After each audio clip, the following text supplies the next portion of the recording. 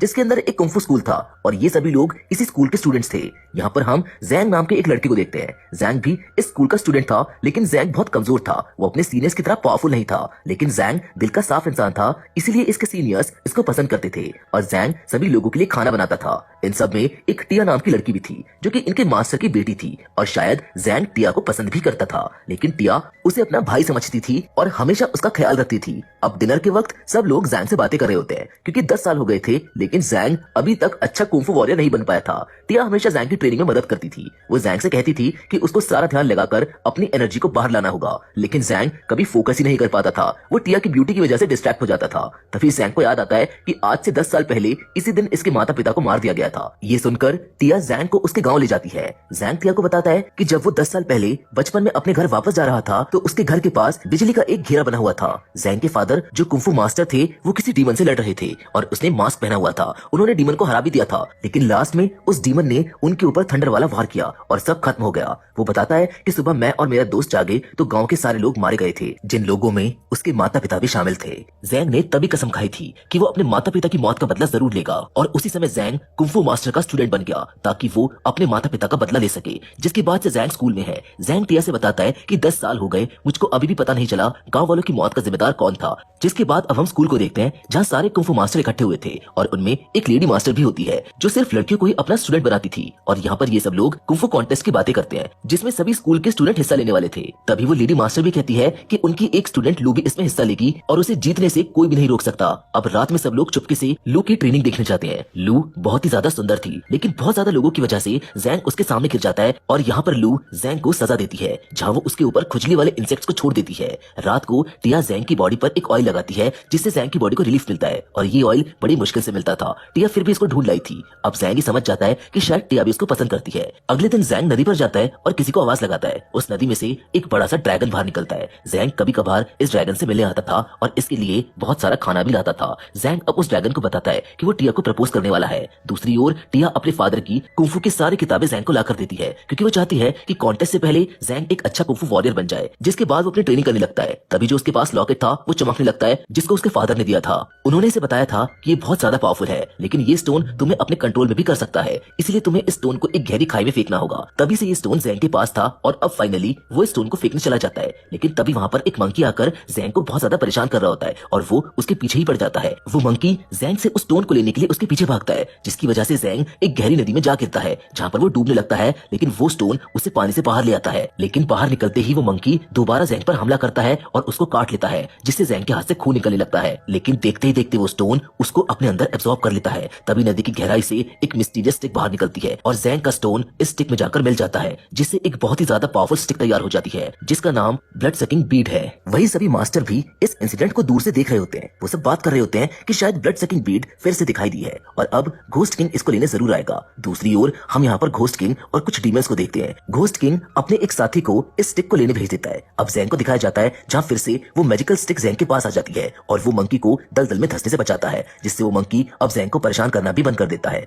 जिसके बाद एक अनजान लड़की जैंग पर अटैक करती है और उस मैजिकल स्टिक को चुराने की कोशिश करती है। लेकिन तभी वहाँ पर लू और टिया आ जाती है जो जैंग को बचाने की कोशिश करती है, जिन्हें देखकर वो लड़की वहाँ से भाग जाती है। तभी जैंग इस बात को नोटिस करता है कि जिस हाथ पर मंकी ने काटा था वो अब बिल्कुल ठीक हो गया है। अब इस बात का ये मतलब था कि इस स्टिक में हीलिंग पावर भी है। लेकिन जैंग इस मैजिकल स्टिक के बारे में किसी को कुछ नहीं बताता। नेक्स्ट डे जब जैंग सो रहा होता है तब वो अनजान लड़की फिर से आती है और फिर से उस स्टिक को चुराने की कोशिश करती है। लेकिन जैसे ही वो उस स्टिक को चुराकर भागती है वो स्टिक दोबारा उसको खींचकर वापस जैंग के पास ले आती है और ये सब देखकर ऐसा लग रहा था जैसे ये स्टिक जैंग से जुड़ गई हो। इसी तरह सुबह हो जाती है और वो लड़की जैंग के जागने पर वहां से भाग जाती है। अब जैंग के मास्टर उसको बताते हैं कि वो भी इस कुंफू कंपटीशन में हिस्सा लेगा। इस न्यूज को सुनकर जैंग बहुत ज्यादा खुश होता है। तभी जैंग का दोस्त भी वहां पर आ जाता है जो कि कंपटीशन से जुड़ी कुछ खबर लाया था और यहाँ पर हमको पता चलता है कि शायद टिया जैंग के दोस्त को पसंद करती है। और जब जैंग टिया और अपने दोस्त को एक साथ देखता है तो वो बहुत ज्यादा उदास हो जाता है और उसका दिल टूट जाता है। तभी वो देखता है कि कुछ लोग उसकी तरफ भागते आ रहे होते हैं। वो लोग दरअसल उसी अनजान लड़की के पीछे भाग रहे थे और इन सबको देखकर जैंग भी वहां से भागने लगता है।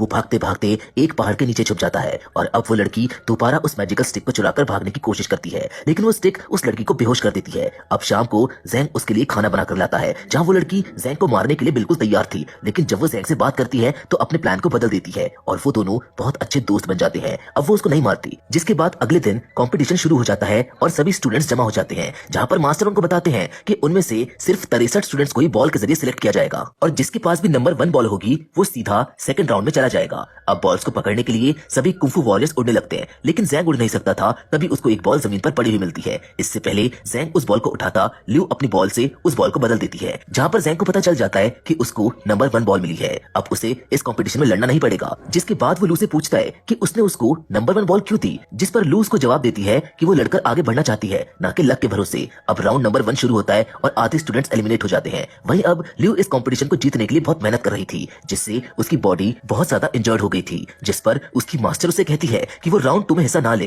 लेकिन ल्यू इस बात को नहीं मानती। तभी उसकी मास्टर उसको एक मेडिसिन देती है, जिससे वो जल्द ही हील हो जाती है। अब राउंड 2 में जैंग की भी फाइट होती है, लेकिन उसकी स्पीड देख सामने वाला खुद ही बेहोश हो जाता है, जिस वजह से जैंग जीत जाता है। अब रात को डिनर करते वक्त उसको पता चलता है कि उसके स्कूल से टिया और उसके अलावा कोई भी स्टूडेंट आगे नहीं जा सका, लेकिन वो सभी जैंग के लिए बहुत ज्यादा खुश थे। अगले दिन कंपटीशन में जैंग की फाइट उसके दोस्त से और लू की फाइट टिया से होती है। यहाँ जैंग अपने दोस्त के साथ बहुत अच्छी फाइट करता है और उसको हरा देता है, क्योंकि उसको लगता है कि शायद जैंग ने अपनी मैजिकल पावर्स को छुपाया हुआ था और जैंग बिल्कुल भी कमजोर नहीं था। अब जैंग को भी अपने दोस्त की बात बुरी लग रही थी, क्योंकि वो स्टिक की वजह से ही जीत रहा था। जिसके बाद वो उस स्टिक को दूर फेंक देता है, जबकि दूसरी ओर लू टिया को फाइट में हरा देती है। और अब जैंग के मास्टर भी उसको डांटते हैं, क्योंकि उसने अभी तक भी अपने इस पावर के बारे में किसी को नहीं बताया था। जिसके बाद जैंग का मंकी रात को उसे नदी के किनारे ले जाता है। यहाँ पर लू बेहोश पड़ी हुई थी, जो कि बहुत ज्यादा सख्त ट्रेनिंग की वजह से इंजर्ड हो गई थी। जैंग लू को उसकी मेडिसिन देता है, जिससे वो ठीक हो जाती है। यहाँ लू भी शायद जैंग को पसंद करने लगी थी, क्योंकि अगले दिन दोनों के बीच में फाइट थी, लेकिन फिर भी जैंग उसको यहाँ पर बचाने आया था। अगले दिन जैंग के मास्टर उससे कहते हैं कि वो यहाँ तक इस कंपटीशन में आगे आया, ये बात इनके स्कूल के लिए बहुत बड़ी है। वो बोलते हैं कि अब जैंग जीते या हारे इससे हमें कोई फर्क नहीं पड़ता, बस वो यही चाहते थे कि जैंग को इस फाइट में ज्यादा चोट ना लगे। जिसके बाद जैंग और लू की फाइट स्टार्ट हो जाती है। जैंग अपने स्टिक के बगैर बहुत ज्यादा कमजोर हो गया था, वो बुरी तरह से इंजर्ड भी हो गया था, लेकिन फिर भी वो हार मानने के लिए तैयार नहीं था।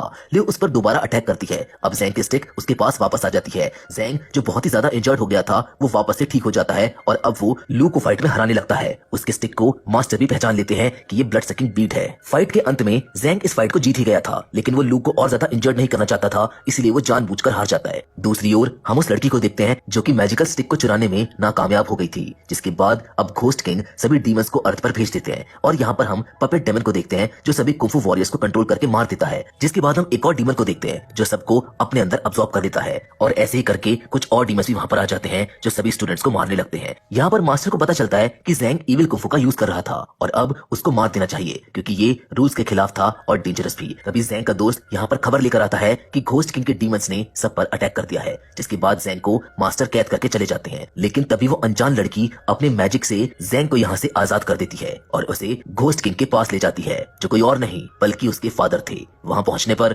घोस्ट किंग जैंग से उस मैजिकल स्टिक को छीन लेता है, लेकिन उस स्टिक में जैंग का खून था, इसीलिए वो दोबारा उसके पास चली जाती है। यहाँ घोस्ट किंग जैंग को मारने लगता है, तभी उसकी बेटी उसको रोक लेती है, लेकिन घोस्ट किंग अपनी बेटी को ही बेहोश कर देता है। अब घोस्ट किंग और जैंग में फाइट होने लगती है। जैंग को बचाने के लिए सभी मास्टर्स और स्टूडेंट्स आ जाते हैं। सभी कुंफू वॉरियर्स घोस्ट किंग पर अटैक कर देते हैं, लेकिन घोस्ट किंग उनको मारते जा रहा था। इधर टिया और लू भी उस लड़की से फाइट कर रहे थे, लेकिन जैंग इस लड़की को बचाने की कोशिश करता है, पर वो इंजर्ड हो जाती है। जिसके बाद सभी मास्टर अपनी थंडर वॉर से घोस्ट किंग पर अटैक करते हैं। तभी जैंग को याद आता है कि उस दिन भी उसके गांव पर ऐसी ही बिजली चमक रही थी जब 10 साल पहले उसके माता पिता और गांव वालों की मौत हुई। जिसके बाद वो सभी मास्टर के साथ मिलकर घोस्ट किंग को हरा देता है। घोस्ट किंग जाते हुए कहता है कि जैंग के पास एक इविल वेपन है जो कि जैंग को अपने कंट्रोल में करके तुम सबको मार देगी। जिसके बाद सभी मास्टर्स जैंग पर अटैक करते हैं, लेकिन जैंग उन सबको हरा देता है। अब जैंग उस स्टिक के कंट्रोल में आकर पूरी तरह से इविल हो गया था। जैंग को ये भी समझ आ गया था कि इन मास्टर्स में से किसी एक ने ही उसके माता पिता को मारा था, जो कि उस दिन इनके गांव में ब्लड सकिंग बीट को लेने आया था और वो अपने ही मास्टर को मारने जाता है,